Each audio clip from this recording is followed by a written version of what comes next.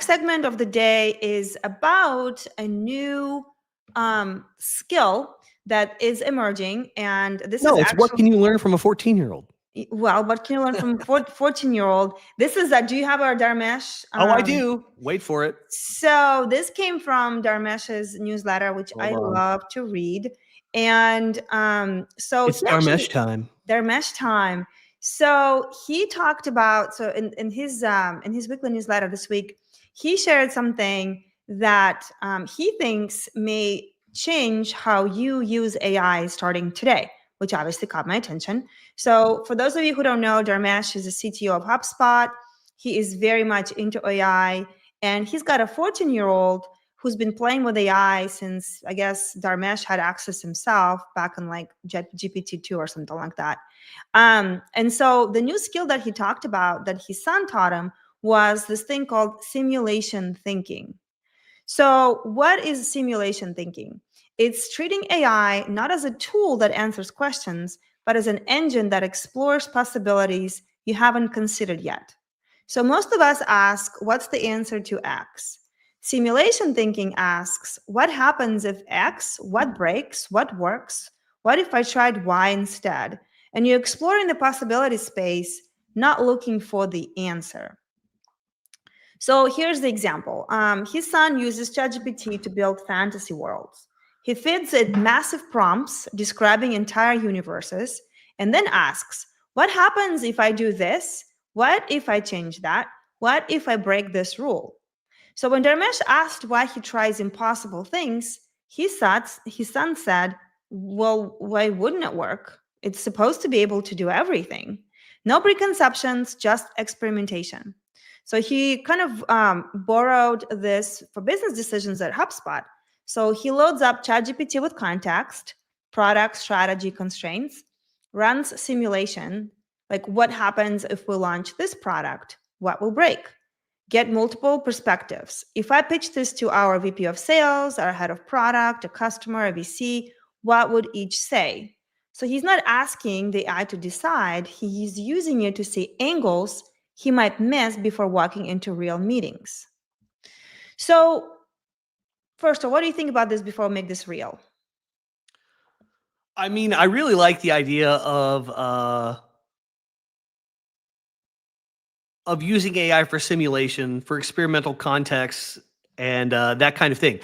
I like it. Obviously we talked. It's got the 14-year-old in the segment here, but like that kind of modality where you're just playing around and seeing what you can do is very much like that was me as an early teenager playing around with software and games in the 90s. Like I totally was doing that. I used to go to school early, not to do homework and stuff or catch up, because I wanted to play around in the computer lab and see what I could do. There was a piece of software called HyperCard for the old Macs that I just loved. Like I kept discovering new cool things I could do with it. So I just want what's possible.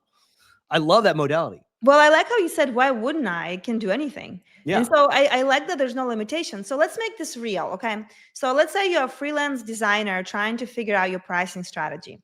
So you've been charging hourly at $100. You're maxed out and turning away work. And then you ask ChatGPT, should I raise the old approach? Should I raise my rates?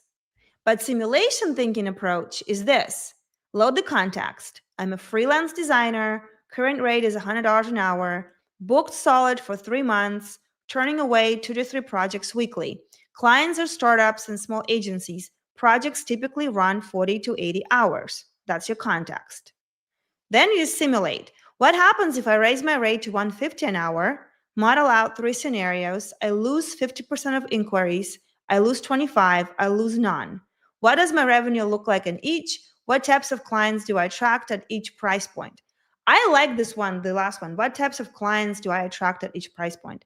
And then get perspective. Give me the reaction to this pricing change from a current client who loves my work, a startup founder with limited budget, an agency that refers me work, and a senior designer who's been freelancing for 10 years. So now you're seeing the decision from multiple angles. The agency might say that puts you in line with other contractors, actually makes it easier to book you.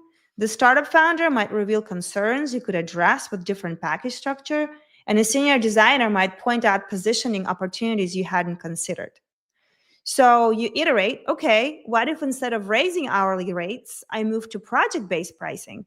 What if I kept my rate but added a 3-month minimum retainer? What if I created tiers? So No tears. No, I'm kidding. anyway, but here the framework is, again, it requires thinking, which I think not a lot of people want to do, but it's kind of like, how do you ask these questions for simulation for something that before you just wanted AI to give you the answer? What do you think about that? Well, so Esther says it sounds interesting, but I'm not sure how reliable it could be, and that kind of dovetails with what you just asked me, because it's not about whether or not that information is correct. It's getting a feel for directionally what you can expect if you do this thing. Like that 14-year-old wanted to know, well, if you change the rules of this universe he just created, what might be some of the consequences? Like, help me get a feel for what would happen if such a thing were to occur.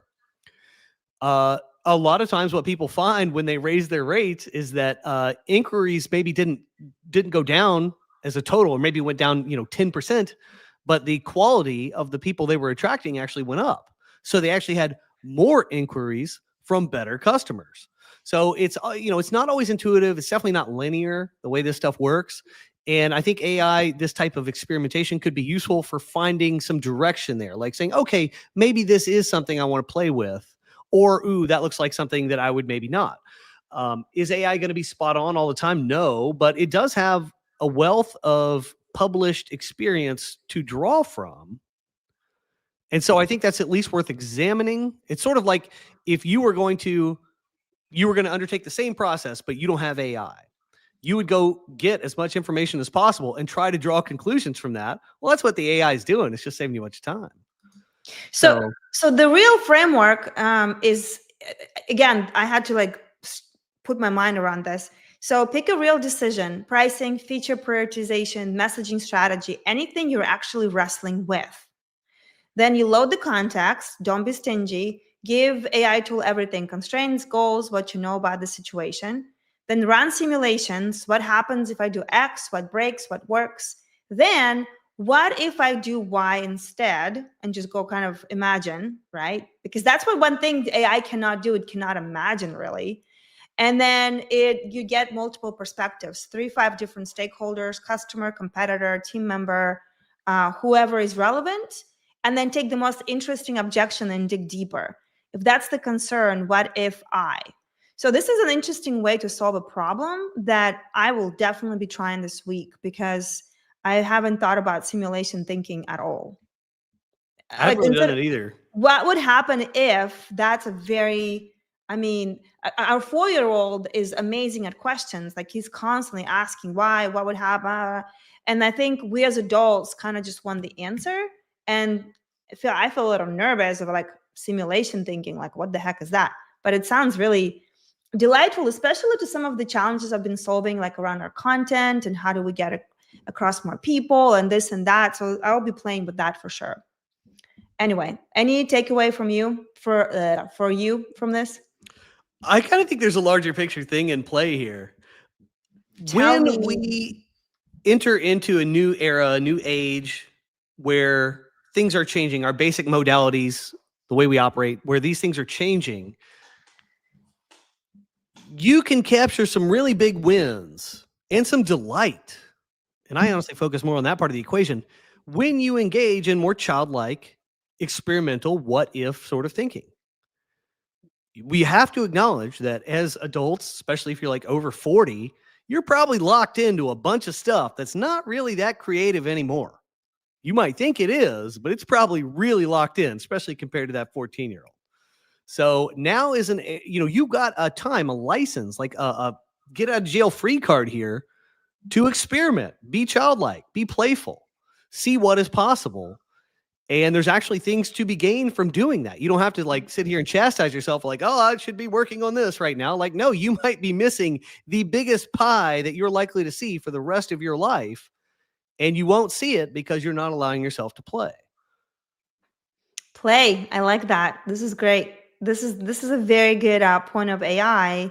And these are emerging people that are coming in to play with all of us because they're growing up and they're using AI in their interesting way that we can definitely learn from, of how they think, which is, I mean, they're talk about AI native. They are, right? Like they don't know the world another way. I want AI native brain. I know, this is great. Anyway, so pick a decision this week, load the context, run the simulation, and see what emerges. And then report back to the mothership.